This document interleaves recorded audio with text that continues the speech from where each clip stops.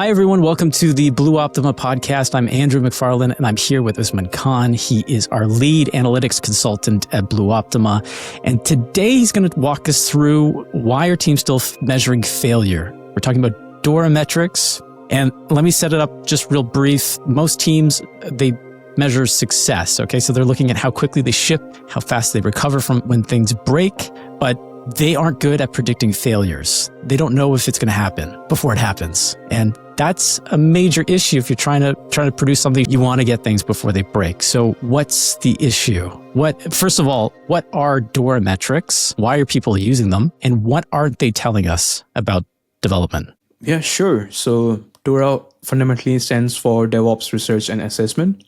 And basically, the group behind these Dora research came up with 4 metrics that primarily tries to measure how fast can we ship, how quickly are we delivering changes to production, how frequently they fail, and how quickly we recover from those failures. So predominantly, these 4 aspects of Dora were centralized into 4 metrics called lead time to change, deployment frequency, change failure rate, and mean time to recovery. Dora is fundamentally offering these 4 metrics as a way of measuring your DevOps performance. When we talk about software delivery metrics, we are generally looking backwards, lagging indicators, right? How frequently our releases are failing in production or how quickly we recover from them. They are good and useful, but they don't help you prevent the problem in the first place. Right.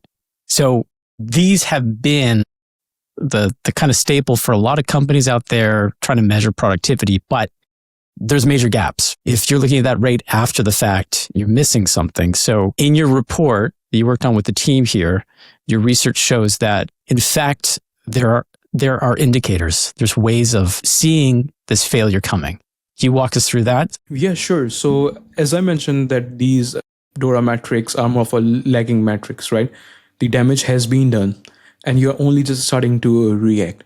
Whereas in the study that we put out together, we wanted to test this simple idea that by looking at the source code, can we predict that which deployments would lead to higher production failures and use that as a leading metric to improve your stability, to improve your overall posture. And that is what leading indicator is. It gives you a chance to prevent something before it happens. So what we did is we built a predictive model to test this idea that can we actually forecast which source code changes are going to lead towards production failures if they are merged into production, entirely based on maintainability data.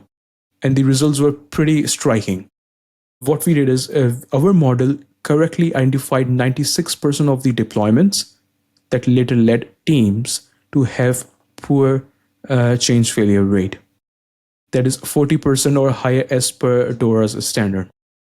So that's a huge signal to engineering teams, right? That they can act on it before it hits production. Another interesting things we found from this study was the single biggest factor that increased the failure risk. And that's something called God class. Talk us through God class. Yeah. So it's a single class in your code base that does a lot of work. It knows way too much. It's big, it's complex, and it's very highly coupled. And most of the times, it's a nightmare to modify that particular file. That's what a God class is. And here's a kicker from the study. If your deployments touches a God class, the risk of change failure rate nearly triples. 3 times the risk by just having to interact with this kind of anti-pattern, right? It makes sense. It's fragile and they tend to create ripple effects in your repositories. So if you are changing with a God file with a God class or you're modifying a particular file, it's like you're walking through a minefield, right? You never know when something will go wrong. So it's important to identify wherever in your code base God classes are sitting, identify them as a priority and fix them. Okay, tying into the God class point, there's another stat that really stood out to me, and that's teams with high maintainability. So they cut their failure risk, I think it was 93%. Is that right? That is right. And so, okay, what are these teams doing then? How do leaders get their teams to perform at this level? Yeah, so that's one of the most powerful insight from our data. And what we found out is that the teams that proactively improving their code base, going back and resolving bugs before they become production issues, resolving anti-patterns in their code base are the teams that reduces their risk of change failure rate by 93%. So it's that ability to proactively go back and improve your code base is the leading metric, leading factor to improve your change failure rate. Wow. Go clean your room. Go clean your room. It'll make things easier to find. So you are 93% less likely to have a bad deployment if you are proactively maintaining your code base, right? Just consider this as an example that you are driving a car and it constantly keeps breaking down, right? And you go and apply some quick repairs. It's not that you are maintaining it well. It's because it has fundamental issues in the code base, right? You're not maintaining it well. It's the high sign of instability. People who maintain their cars are less likely to break down. I think that's a better analogy. I like that one a lot. So regular checkups, take care of your car, take care of your code base, and you'll prevent issues down the road. And Absolutely. When you're trying to ship something important, you're not going to get delayed. And what I really love is that we can now put a hard number against this, right? 93% is a massive risk reduction. And it really helps make a very strong case for your teams to go back and improve the maintainability of code base. It's not a nice to have a feature. It's a 93% reduction in your production risk, outage risk. So this would be a pretty big shift in a company or in a team, right?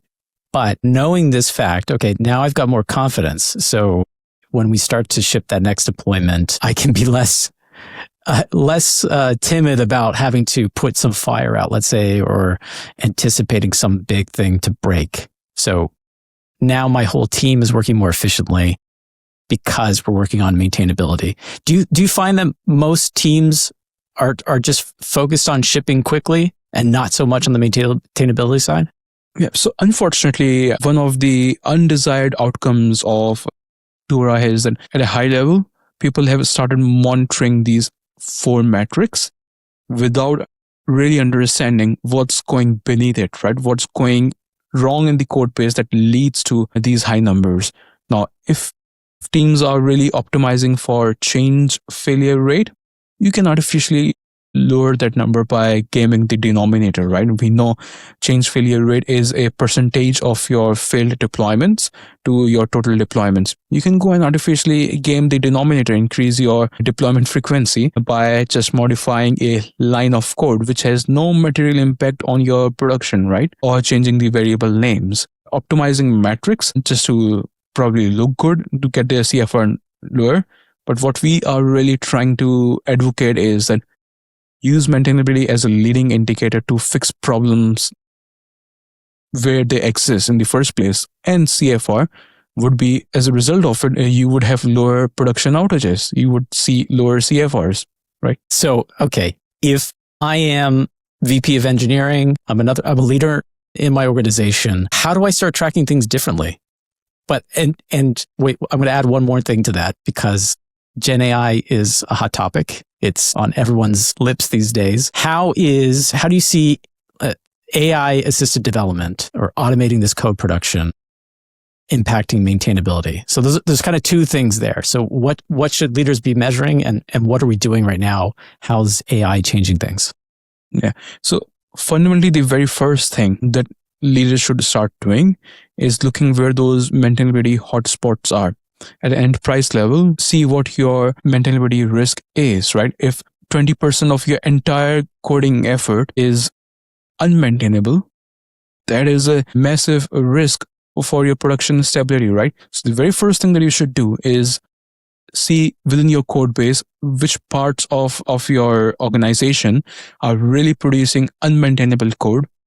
Figure out what repositories those are, and see what needs to be done to improve the maintainability of those files. BlueOptima UIX provides you all the reasons why maintainability might not be very well and why we are flagging it as a highly unmaintainable file.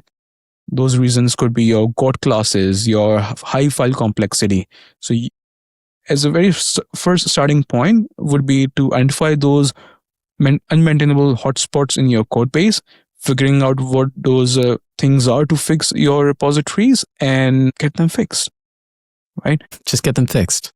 Just get them fixed. Have initiatives in place to improve the overall code maintainability. You're not talking about really solving the problem, not just artificially lowering. I mean, nobody wants to artificially lower the numbers, but such is the nature of these metrics that people can optimize for it. And just building on that point, just think what it would take to game maintainability. Right? You would really need to go into the code base, break a complex file into components, break complex functions into more functions, reduce the complex logic. So fundamentally, you're improving the code base, you're refactoring. So you're really not gaming, but you're really improving the file. So that's where maintainability really enables in solving the root cause problem. Did I answer your question? Yeah, you did. And now, I guess the second question that's still there is, so how is Gen AI impacting maintainability? So in turn, the failures. Yeah. So we are moving from a world where engineers write every single line of code by hand to where AI is starting to produce code at a massive speed, right? Now, what that also means is that it could be adding complexity at a much faster rate than humans can understand, right? What I really see is that trust in AI-assisted coding will come down to maintainability, right? It's not just about can we produce more. It will come down, can we safely evolve the code base that AI generated in 1 year or 2 years time frame, right?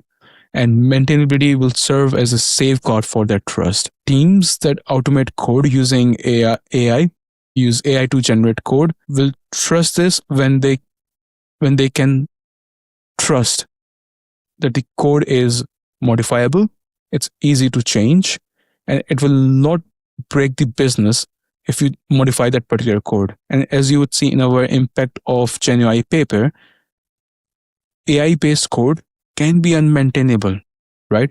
It can accelerate us, but maintainability decides whether we accelerate towards progress or towards chaos. I think that's a good final line there. So great. This has been excellent. Usman, thanks for walking us through the reports and some of the details that you found.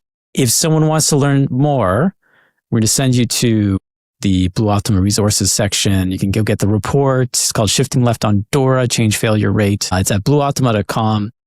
We have other papers published on Dora lead time to change as well. So if that's a metric you really want to understand and its impact on productivity, I would highly recommend that you go and see how you can use BlueOptima in conjunction with Dora. So Usman, thanks for joining me today. And we'll see you in the next one. Me. Bye.